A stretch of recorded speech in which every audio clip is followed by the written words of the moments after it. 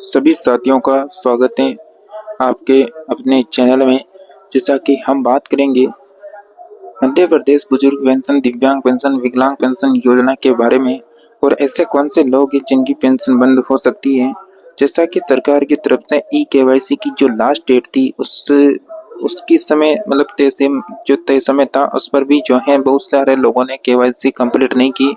तो अब सरकार ने इसकी जो अंतिम तिथि थी इसको भी बढ़ा दिया है और कैसे होगा फिजिकल वेरिफिकेशन उसके बारे में भी बात करेंगे। और साथियों, जैसा कि पेंशन कब तक बढ़ सकती है उसको भी बताएंगे, तो आप सभी वीडियो को एंड तक देखें। साथ में आप सभी साथी जो हैं बिल्कुल जल्दी से वीडियो को लाइक करके इस काले कलर की पट्टी को दबा के चैनल को सब्सक्राइब कर लें और वीडियो को अधिक से अधिक साथियों को शेयर कर दें। जो पास में घंटी का बटन है इसमें दबाते 3 ऑप्शन आपके सामने आएंगे। तो ऊपर ही ऊपर ऑल का ऑप्शन लिखा होगा, तो उसमें सिलेक्ट रखें ताकि आप सभी को जैसे कोई नई अपडेट आए तो उसका नोटिफिकेशन प्राप्त होता रहे। तो चलिए शुरू करते हैं आज की इस अपडेट को।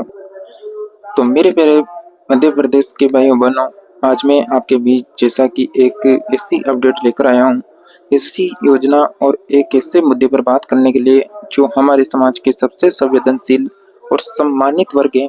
हमारे बुजुर्गों, हमारी माता बहनों और हमारे दिव्यांगजनों और विधवा बहनों से जुड़ा हुआ है। हम सभी जानते हैं कि पेंशन योजना केवल एक वित्तीय सहयोग नहीं है, बल्कि यह सरकार की ओर से समाज के उन वर्गों के प्रति कृतज्ञता और सम्मान का प्रतीक है जिन्होंने अपना पूरा जीवन मेहनत से और संघर्ष में गुजारा है।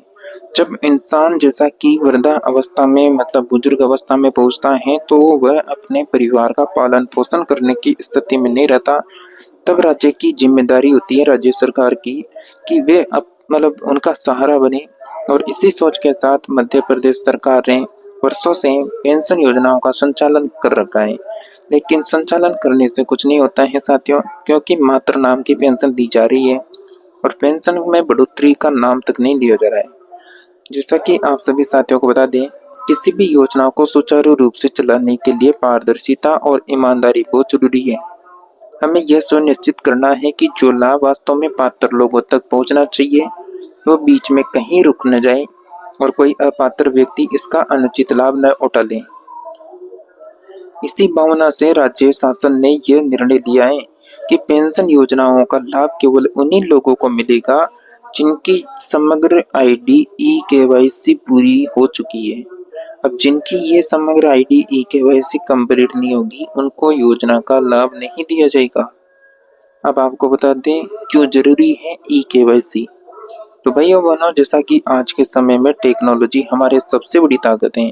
ई केवाईसी यानी इलेक्ट्रॉनिक जो नॉलेज योर कस्टमर प्रक्रिया है के माध्यम से यह सुनिश्चित किया जाता है कि पेंशन लेने वाला वास्तव में वही व्यक्ति है जो इस योजना का पात्र है। इससे फर्जीवाड़ा डुप्लीकेट नाम बाहर हो जाते हैं, अपात्र लोगों के नाम अपने आप छट जाते हैं और असली हितग्राही हमारे बुजुर्ग, माता पिता और दिव्यांगजन बिना रुकावट के पेंशन पा सकें। मित्रों, आप सोचिए, अगर कोई अपात्र व्यक्ति पेंशन का पैसा ले ले तो वह राशि वास्तव में उस असली पात्र बुजुर्ग के हिस्से की चोरी है। यह किसी के हक को मारना है। सरकार यह अन्याय बिल्कुल बर्दाश्त नहीं करेगी। वर्तमान स्थिति सितंबर 2025 की आपको बताएं तो जैसा कि आज की स्थिति यह है कि पूरे मध्य प्रदेश में लगभग 2,93,000 से अधिक पेंशनधारियों की ई केवाईसी अभी तक पूरी नहीं हो पाई है और इन्हीं लोगों की वजह से अभी तक पेंशन नहीं मिल पाई है। सरकार ने किसी को परेशान करने के लिए ये कदम नहीं उठाया है, बल्कि यह सुनिश्चित करने के लिए उठाया है कि पेंशन की जो राशि है वो सही हाथों तक पहुंचे।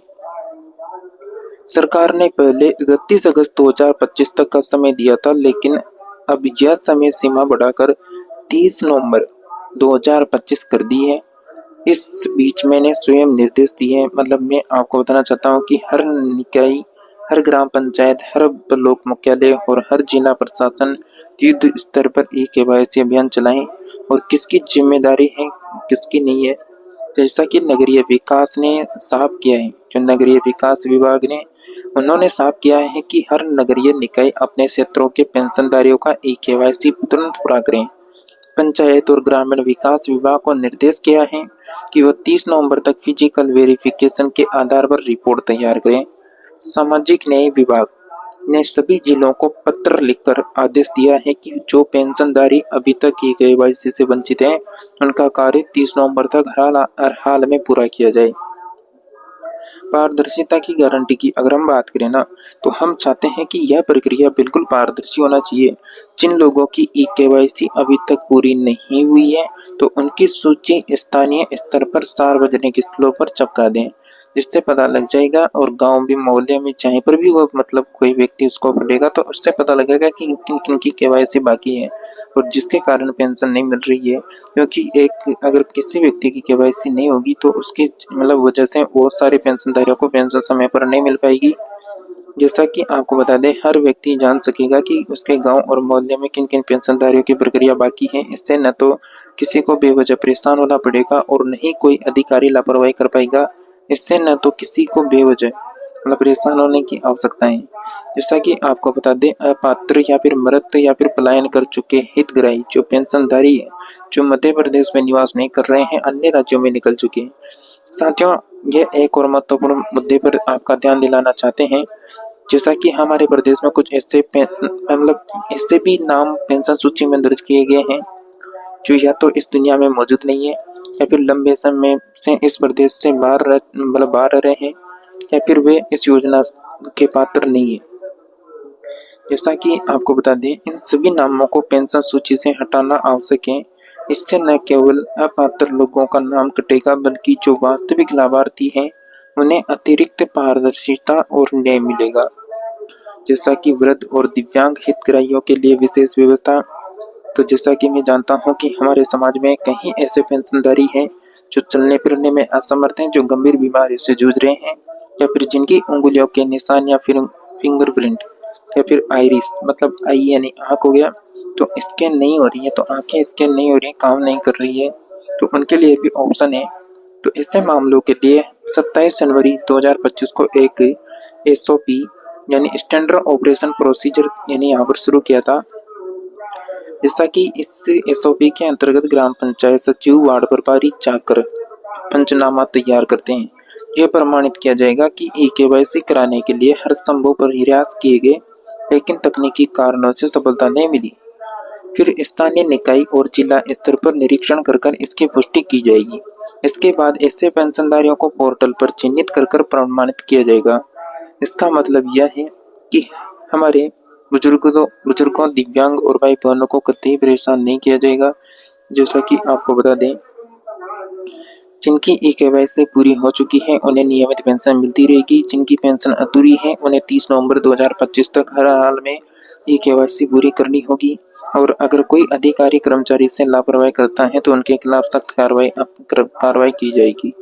जैसा कि पेंशन रोकने की असली वजह क्या है, तो साथियों, सरकार का मकसद कभी भी बुजुर्गों, दिव्यांगों, भाई बहनों को परेशान करने का नहीं है। पेंशन रोकने का निर्णय किसी सजा की तरह नहीं, बल्कि एक निवारक कदम है। पेंशन इसलिए रोकी गई है, लगभग 2.93 लाख पेंशनधारी ऐसे पाए गए हैं जिनकी केवाईसी पूरी नहीं हो पाई है। इनमें से ऐसे कई लोग हैं जिनका दस्तावेज अधूरा है। कुछ ऐसे भी हैं जो वर्षों से पेंशन ले रहे हैं, लेकिन अब पात्रता की शर्तों पर खरे उतरे नहीं है। और कुछ नाम ऐसे भी मिले हैं जो लंबे समय से मृत या फिर प्रदेश से बाहर चले गए हैं।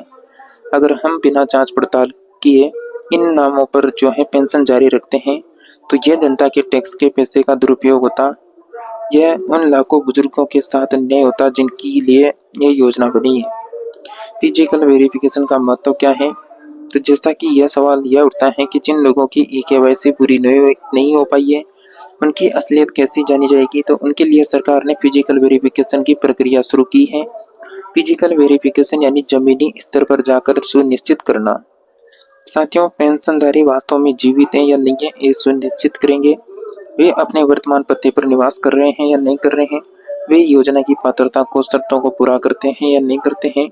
ये काम केवल कागजों पर नहीं होगा। पंचायत सचिव, वार्ड प्रभारी और स्थानीय अधिकारी घर घर जाकर पेंशनधारी की पहचान की पुष्टि करेंगे। जैसा कि तय की गई समय सीमाएं, भाइयों और बहनों, इस काम के लिए सरकार ने सख्त समय सीमाएं तय की हैं। 30 सितंबर 2025 तक जो है पंचायत और नगरीय विकास को अपने अपने क्षेत्रों की रिपोर्ट प्रस्तुत करनी है। 30 नवंबर 2025 तक उससे पेंशनधारी की ई-केवाईसी पूरी करनी है, जिसकी प्रक्रिया अभी तक लंबित है। ये समय सीमाएं इसलिए तय की गई है ताकि किसी भी पात्र व्यक्ति को लंबे समय तक इंतजार न करना पड़े। साथियों, कैसे होगा फिजिकल वेरिफिकेशन? तो मेरे साथियों, अब मैं आप सभी को विस्तार से बताता हूँ कि फिजिकल वेरिफिकेशन किस तरह किया जाएगा। सबसे पहले घर घर जाकर किया जाएगा, यानी पंचायत सचिव नगरीय वार्ड प्रभारी स्वयं पेंशनधारी के घर जाएंगे। यह देखेंगे कि व्यक्ति उसी पते पर रह रहा है या नहीं रह रहा है, जीवित होने की पुष्टि करेंगे। दूसरे नंबर में पेंशनधारी की प्रत्यक्ष मुलाकात की जाएगी, मतलब आमने सामने बैठ के। अगर वे बिस्तर पर हैं, चलने फिरने में असमर्थ हैं, तो वहीं जाकर हस्ताक्षर अंगूठे का निशान लिया जाएगा।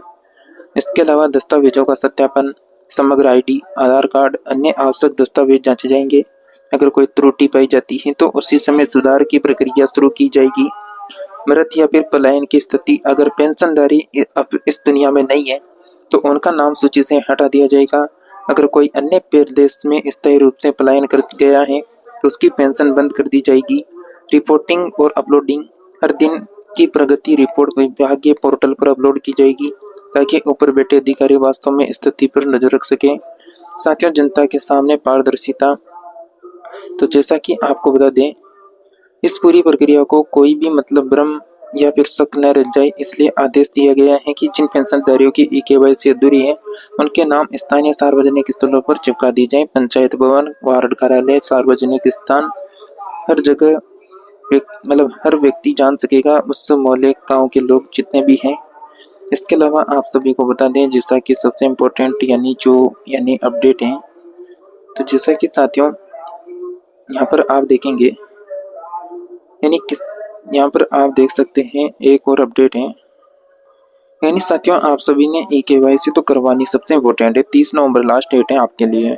इसके अलावा आपका बैंक अकाउंट से अगर आधार लिंक नहीं है ना, तो उसको भी जरूर लिंक करवा के रखें, ताकि आप सभी को जो है जो भी यानी अपडेट आएगी, कोई से भी मैसेज आ गया, पेंशन आ गई, तो उसका मैसेज आपको अपने मोबाइल नंबर में प्राप्त होता रहेगा। अगर आधार लिंक नहीं होगा तो आपको बार बार जो है परेशान, पेंशन का जो पेंशन नहीं आती है, उसके लिए बार बार इधर उधर जो है कार्यालयों के मित्रों के इनके चक्कर काटना पड़ेगा। तो आप सभी 2, 3, 4 कार्य हैं तो उनको करवा लें, और आगामी अपडेट पाने के लिए आप सभी हमारे साथ लगातार बने रहें। चैनल को सब्सक्राइब करके रखें। इसके साथ ही पास में घंटी का बटन है, उसको ऑल के ऑप्शन में रखें, और वीडियो को फेसबुक, व्हाट्सएप के माध्यम से अन्य साथियों तक शेयर कर दें। तो चलिए बात करेंगे नेक्स्ट नई अपडेट में, तब तक के लिए बने रहिए।